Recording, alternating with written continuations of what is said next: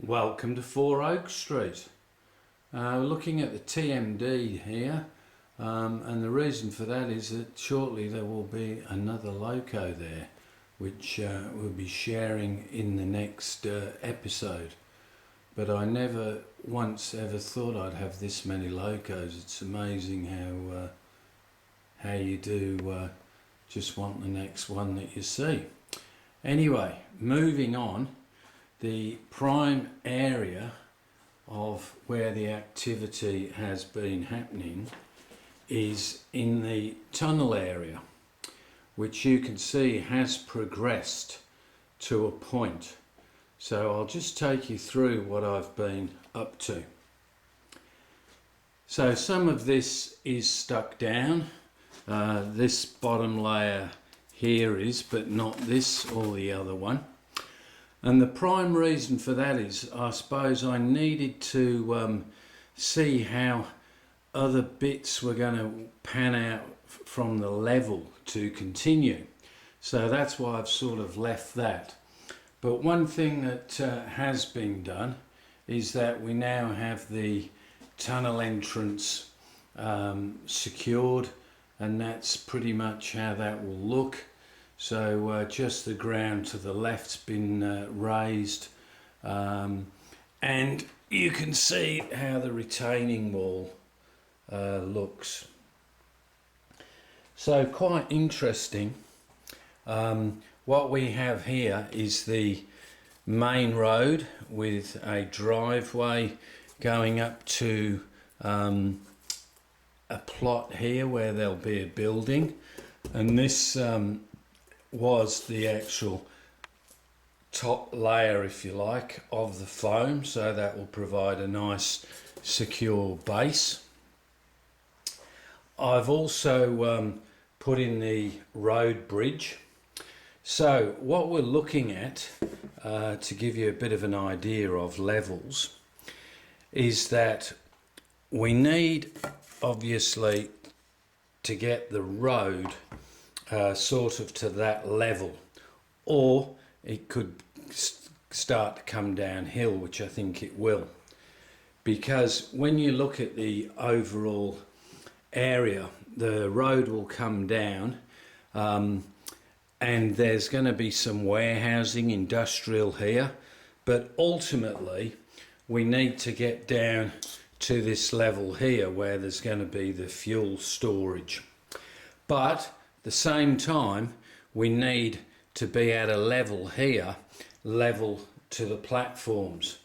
And after watching Chadwick yesterday, and Charlie pointed out that instead of having steps up to the platforms, in a lot of cases the level is actually at the level of the platform.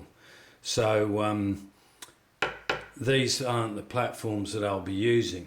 So what I'm thinking is there will be a junction here, and then this road will go down to the station, and then there'll be a continuation of the embankment here, and then this will come down here to the station, and then this road will join, and the industrial unit here, and a similar drop down here to this area that will be the fuel depot.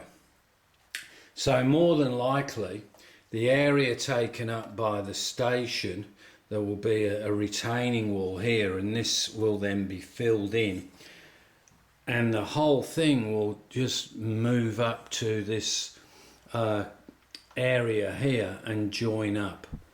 So I suppose so far I'm quite pleased with it, but interesting when using this foam. And obviously there's people that use foam and there's people that use the plaster. The thing about the foam is it gives you a chance to slowly develop it, and you can keep obviously taking more off and doing various things, where I know you can with the plaster, but I think you're under a bit more of a constraint in terms of the drying time. So some of the tools I use, this is probably the one that I use the most. I think I would have called this like a double bastard file, not just a bastard, but I used that. I bought this, which is like a small Surform, which is not too bad and works well, and this seems to actually behave like it's got a grain, so you really do need to otherwise you can just take big chunks out. So use that. The good old Stanley knife, beware, and for smaller jobs you can use this. Now, as Ian pointed out at his channel, maybe I should have had a foam cutter, which I think definitely for the larger cuts, but yeah, definitely the shaping that you can do with the with this double B here is quite good, but you do end up with a bit of a mess, and I'll show you what I mean. But you can see you can see in the tunnel how it does get in there. So I will have to get the old vacuum onto that. So there you go, looking around the tunnel, and maybe a little bit of that view. Get this out the way. Yeah, so interesting. So yes, the part that I'm working on now will be to develop this area here, which will obviously have the embankment down, and then this road has to go down to the station car park. So that's pretty much what I've been working on. So yeah, quite happy with it so far. You do end up with a fair bit of mess, and they do take a bit of filing, so but it's a compromise, I suppose. It gives you the opportunity to shape it as you go, and take more off, take more off, take more off, or whatever. But yeah, so interesting. It's perfect weather at the moment for being inside.